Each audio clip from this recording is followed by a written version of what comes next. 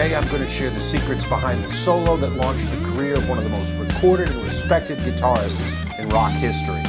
And it's going to make soloing through chord changes so simple, it's going to blow your mind.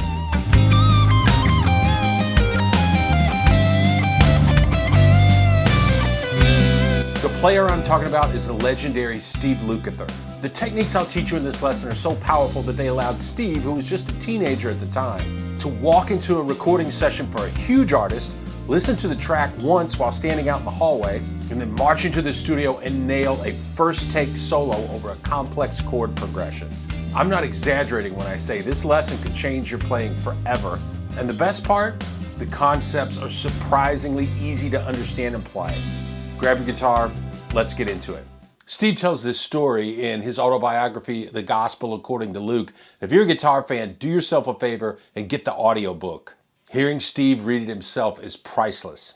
He got a call late one night from Boz Scaggs asking him to come down to the studio and lay down a solo on a tune called A Clue. Steve walked in, listened once, and then nailed a one-take solo over some jazzy chord changes. And as Steve puts it, until then, I was an up-and-comer.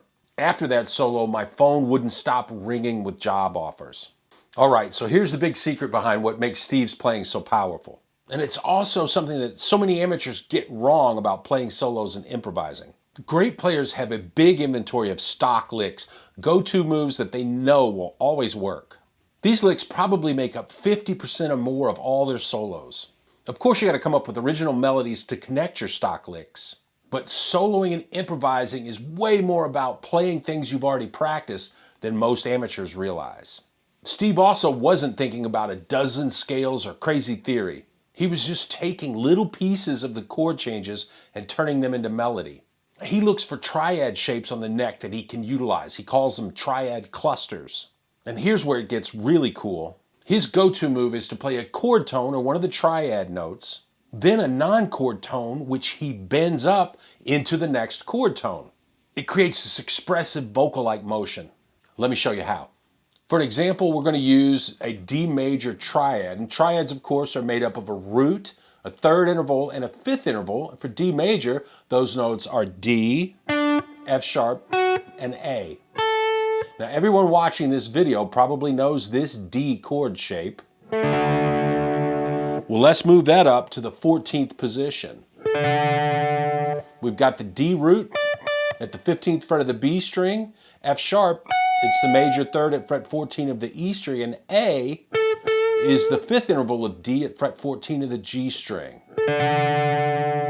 And from each one of those triad notes, we can make up a melody like this. We can play the root, then the second, and bend it up to the third. Or we could play the third, the fourth, and bend it into the fifth. Sometimes Luke will play the fifth, the sixth, and the seventh, and bend that seventh into the root. And then on suspended chords, he'll go fourth, third, root, and fifth for that classic Luke flavor. What makes these phrases so musical is how he blends simple triad tones with expressive bends and sweet vibrato. He turns what could be boring triads into soulful statements. And this is the real key. Steve became famous for his one-take solos because of his deep knowledge of triads. He can instantly see chords anywhere on the neck and connect them with melodies. That's what we're going to do next. I'll show you how to map out these triad clusters and start playing through the changes by breaking down the licks in Steve's solo from A Clue. So if we're going to discuss playing through chord changes, we need a chord progression, right? The solo section of A Clue, it's a great progression with some moves that are really common in jazz, but not so much in pop music. That's probably why Luke's solo got so much attention. The progression goes C minor 7 to F7 sus4 to B flat major 7. So that's what we call a 2-5-1 in B flat. After that, we get a passing chord with B flat augmented. Then we move to E flat major 7. That's followed by E minor 7 flat 5. And that's some really nice voice leading. The F sharp that's on top of B augmented moves to G in E flat major 7. And then the E flat on the bottom of that chord leads to E on the bottom of E minor 7 flat 5. And then we jump to A flat major 7. And then we've got G7 sus4 going to G7. And that G7 is the 5 chord of C. And that 7th chord is almost always a signal we're going to resolve to the 1 chord, which is C.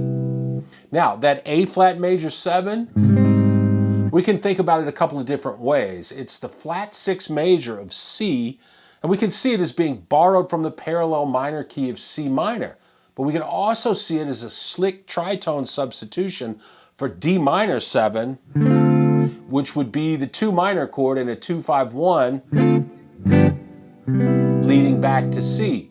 And it's something we hear in jazz and neo-soul all the time. Check out the difference between a standard 2-5-1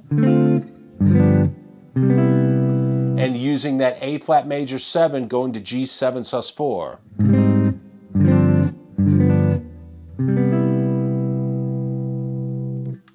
So yeah, this ain't your basic blues. It's a progression with key changes, voice leading, and jazzy passing chords. You can't just noodle through the minor pentatonic here, you'd sound ridiculous. Understanding how Lukather played through these chords, not around them, it's the secret to why this solo blew everyone away. Let's break it down into licks that you can use. The first chord, it's C minor 7, which has the notes C, E flat, G, and B flat. There's a C minor shape right here at the A fret, that's a C minor triad. There's also one here up at the 11th position. And Steve plays this lick, where he bends B flat or the minor 7 up to C, which is the root. He releases the bend to B flat and goes down to G, which is the 5th of C, before bending that 7th back to the root. And that's it. Just 3 notes, all chord tones, but he makes it sing with those 2 bends. It's so simple, it's actually genius. Now the next chord is F7 sus4, which has the notes F, C, E flat, and B flat. And he plays this awesome lick, which, because of the phrasing, it's probably the trickiest lick in the solo. He bends A or the 3rd up to B flat, which is that suspended 4th, and then he hits C on the high E string. That's the 5th, so it's another chord tone, and then he does this slick shift down to G, which is the 2nd of F, and he does this bend, release, and rebend before hitting the B flat again, followed by a G note. And then he just outlines the triad with the sus4 on top.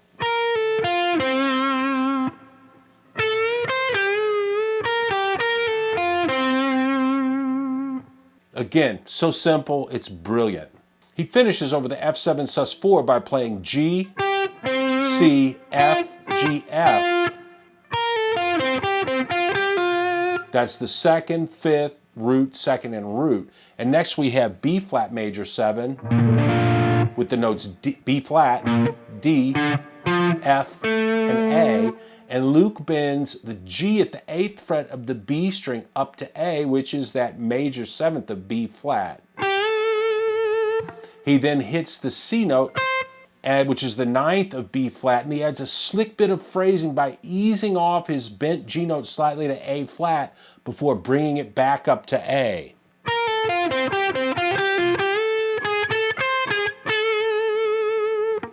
That tiny chromatic move is so tasty. Now we're on to the passing chord, B flat augmented, with the notes B flat, F sharp, and D. And let's go up to the B flat triad at the 10th position.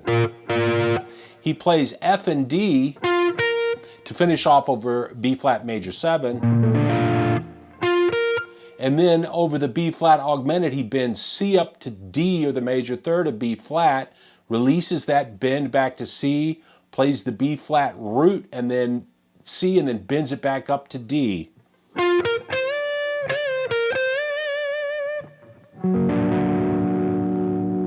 It's so perfect, it's almost funny. And he also establishes a motif here, which is a short, recognizable musical idea by bending that second into the third, releasing it, playing the root, and then bending back into third.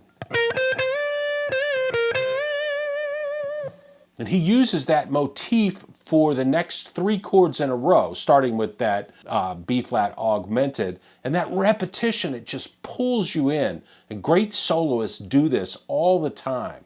The next chord is E flat major 7. We've got the notes E flat, G, B flat, and D. And there's an E flat triad on the top 3 strings right here at the 11th position, so we don't even have to move. Steve plays the E flat root, F, or the second, and bends it up to G.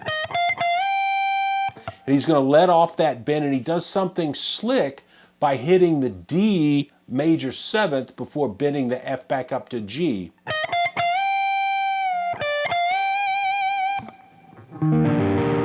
And he finishes over the E flat major 7 by playing F and E flat. Here's that whole lick.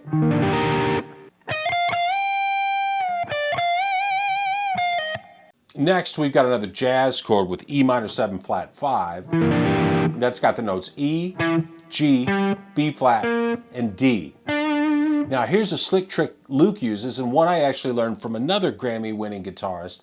We're going to go up a minor third from that E root of the E minor 7 flat 5, and we're going to play the minor triad, which would be G. G is a minor third above E. Now G minor has the notes G, D, and B flat, all of which are in E minor 7 flat 5. And it's way easier to visualize a minor triad up a minor third from the root than to think about a E minor 7 flat 5 arpeggio or the Locrian mode. Coming out of E flat major 7, moving into E minor 7 flat 5, we play F and E, and then slide into A flat and bend it up a half step to B flat, which is a chord tone of the E minor 7 flat 5. We hit that note several times before releasing the bend and going down to that G, which is the minor third of E minor 7 flat 5. So we've got this whole section where Steve is utilizing this little motif over the chords B flat major 7, B flat augmented, E flat major 7, and E minor 7 flat 5. Steve plays these licks.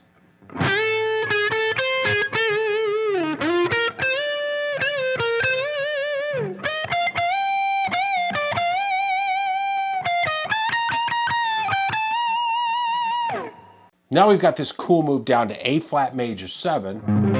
It's got the notes A flat, C, E flat, and G. Now we can visualize an A flat triad at the 20th position, and we've got A flat major 7 here at the 15th position. And Steve picks up the pace with a 16th note run. We've got D at the 22nd fret, bent up to E flat and released. Then C, B flat, C. We drop down to the 15th position where we have this A flat major 7, and we play G, A flat, G, E flat, and B flat. So we're kind of substituting E flat sus4 over A flat major 7. And then we finish up playing B flat, A flat, G, F, and G.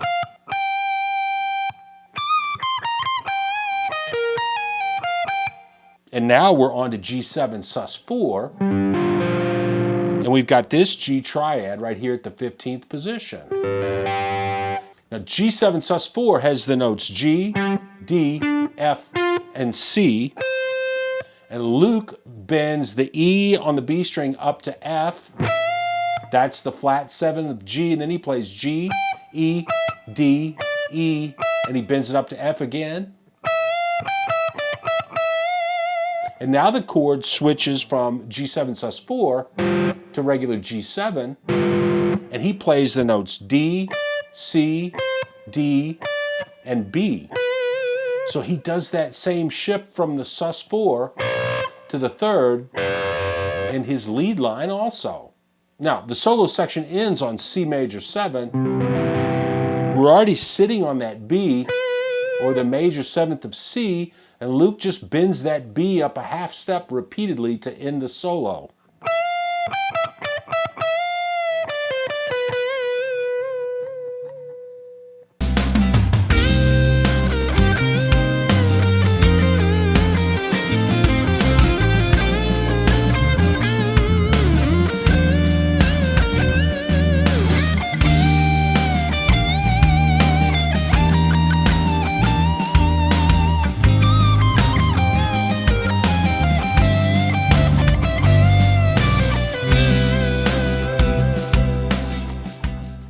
And what makes this solo so great is how he outlines every chord, and it's so melodic.